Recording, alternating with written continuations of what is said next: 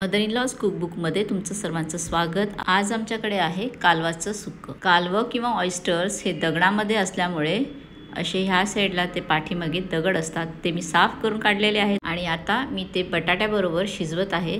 त्याचबरोबर मी थोडासा बारीक चिरलेला कांदाही घालून, थोडंसं मीठ, कालव्यामध्ये मीठ असते त्याच्यामुळे थोडंसं मीठ घालून हे मी शिजवून घेत आहे। एक वाटीभर कालवं असल्यामुळे एक बटाटा आणि एक मोठासा कांदा मी बारीक चिरून घातलेला आहे। ते जिथपर्यंत शिजत आहे तोपर्यंत आता मी कालव्यात घालायचा मसाला तयार करून घेऊया। 1 टेबलस्पून धणे, 1 इंचभर दालचिनी, 3 लवंगा आणि 7-8 मिरी, 1-1.5 चमचाभर खसखस, हे सगळं घालून छानसं गरम करून घ्यायचं मोठ्या गॅसवर आणि मग ते मी मिक्सरमध्ये काढून घेतलेला आहे। धणे आणि मसाला जर का गरम झाला की तो वाटायला खूप इझी जातो।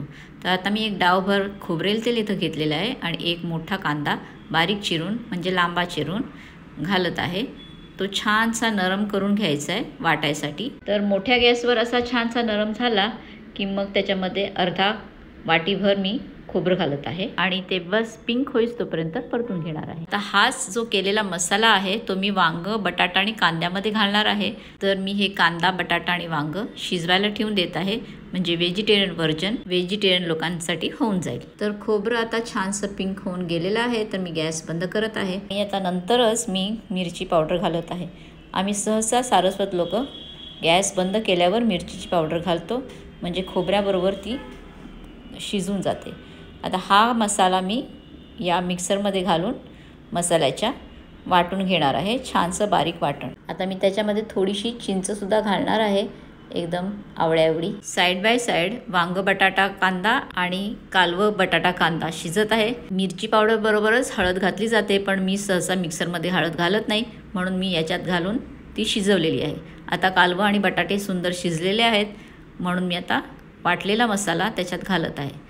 थोडासा वांग्यामध्येही घालायसाठी मी ठेवून देत आहे। तर आता ऑलमोस्ट सगळं झालेलं आहे। वाटण आणि कालवं छानशी बारीक गॅसवर एकजीव झाली की मग ती खायला तयार आहेत। ही चपातीबरोबर किंवा फुलक्याबरोबर किंवा तांदळाच्या भाकरीबरोबर अतिशय सुंदर लागते आणि याच्यामध्ये फोडणी किंवा काहीही लागत नाही, त्याच्यामुळे खूप कमी तेलामध्ये कालव्याचं सुक्कं एकदम सुंदर तयार होते। तर खायला तयार आहे चपातीबरोबर किंवा फुलक्याबरोबर। एन्जॉय करा। ही रेसिपी तुम्हाला नक्की आवडेल, नक्की करून बघा। लाईक, शेअर आणि सबस्क्राईब करायला विसरू नका आणि बेल आयकॉन दाबून नोटिफाय व्हा। धन्यवाद।